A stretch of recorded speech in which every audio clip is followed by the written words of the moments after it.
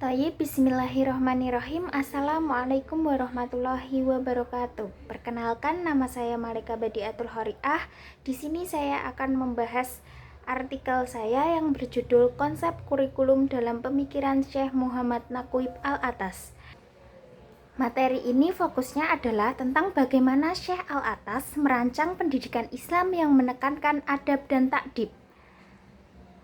Topik ini diangkat karena pendidikan Islam saat ini menghadapi tantangan yang cukup serius, terutama dalam menghadapi pengaruh globalisasi yang membawa budaya dan nilai-nilai Barat yang sering bertentangan dengan nilai-nilai Islam. Nah, di tengah krisis karakter, dekadasi moral, dan ketergantungan generasi muda terhadap teknologi dan media sosial, pendidikan Islam dituntut untuk tidak hanya mendidik secara intelektual, tetapi juga membentuk kepribadian dan moralitas peserta didik. Dalam konteks inilah, pemikiran Syekh Muhammad Naqib Al-Atas menjadi sangat relevan.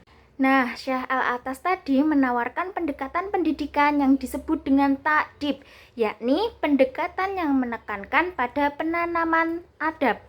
Ta'dib itu bukan sekedar pengajaran sopan santun, tetapi mencangkup pengembangan akhlak mulia dan pembentukan kepribadian seseorang, baik dalam hubungannya dengan manusia, dengan Allah, ataupun dengan alam sekitarnya.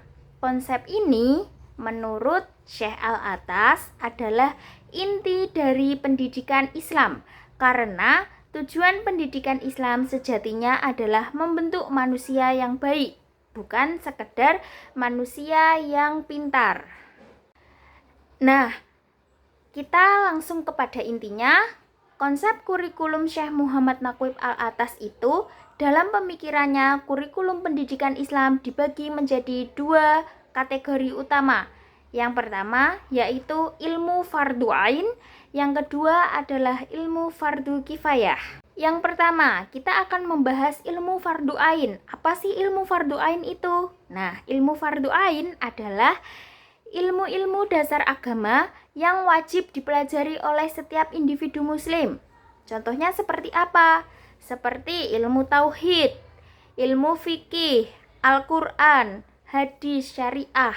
Itu adalah ilmu-ilmu yang wajib dipelajari oleh setiap orang muslim. Hukumnya fardu ain. Selanjutnya, yang kedua adalah ilmu fardu kifayah. Nah, fardu kifayah sendiri apa? Ketika seseorang sudah menjalankannya, maka gugur kewajiban bagi orang lain. Nah, di sini yang dimaksudkan ilmu fardu kifayah adalah ilmu yang hanya wajib dipelajari sebagian umat saja, seperti ilmu balaghah, ilmu tafsir, ilmu sains.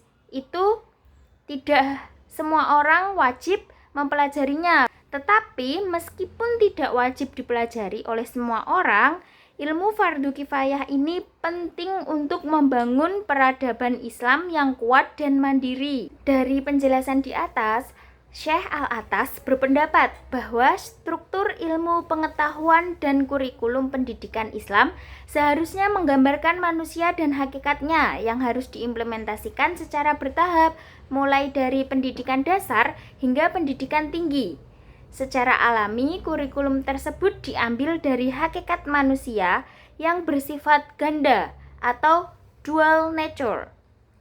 Aspek fisikalnya lebih berhubungan dengan pengetahuan mengenai ilmu-ilmu fisikal dan teknikal, atau fardu kifayah yang kita bahas di atas tadi, yang tidak harus dipelajari oleh semua orang.